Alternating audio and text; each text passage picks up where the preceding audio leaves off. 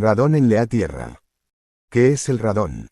El radón es un gas noble, por lo tanto inerte, no reacciona con otros elementos químicos, es incoloro, inodoro e insípido, también es soluble en agua y su símbolo químico es el Rn.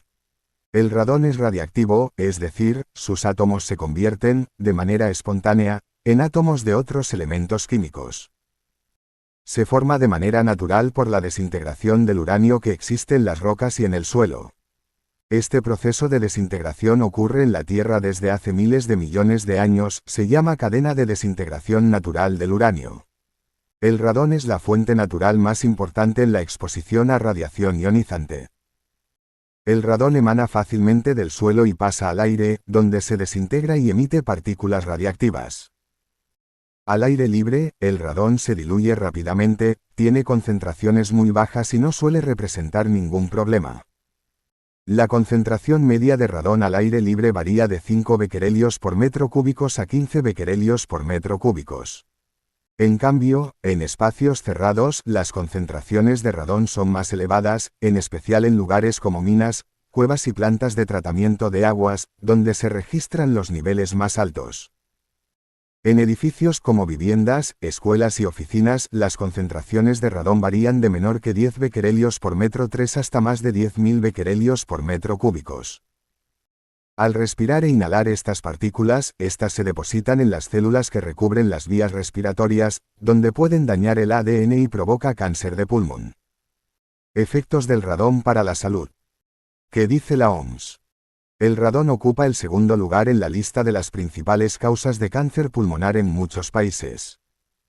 Se calcula que el radón causa entre 3% y 14% de los cánceres pulmonares, lo que depende de la concentración promedio de este gas en cada país. Las probabilidades de que el radón cause cáncer pulmonar en los fumadores son mucho mayores, y este gas es la causa principal de esta neoplasia maligna en quienes no fuman. Los cánceres pulmonares causados por el radón no están vinculados con las concentraciones altas sino con las bajas y moderadas, debido al gran número de personas expuestas al gas en el interior de las viviendas, que es donde se alcanzan estas concentraciones. Cuanto más baja es la concentración de radón en una vivienda, menor es el riesgo, sin embargo, no se conoce un umbral por debajo del cual la exposición a este gas no entrañe riesgo.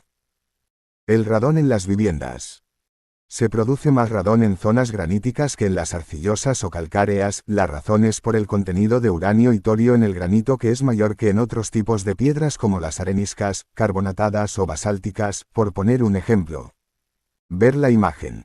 El granito está formado de varios minerales siendo los principales el cuarzo, el feldespato y la mica, pero también contiene uranio natural 238, que es diferente al uranio 235 que es el que se utiliza en las centrales nucleares. Existe más exhalación en suelos porosos, donde el gas encuentra con facilidad salida al exterior, que en suelos compactos o arcillosos que tienen menor porosidad y permeabilidad.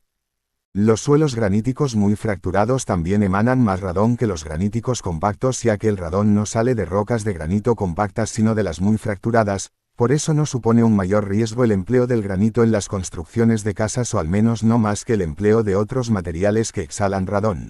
La concentración de radón en una vivienda depende de la cantidad de uranio que contienen las rocas y el terreno del subsuelo, las vías que el radón encuentra para filtrarse en las viviendas, y la tasa de intercambio de aire entre el interior y el exterior, que depende del tipo de construcción, los hábitos de ventilación de sus habitantes y la estanqueidad del edificio.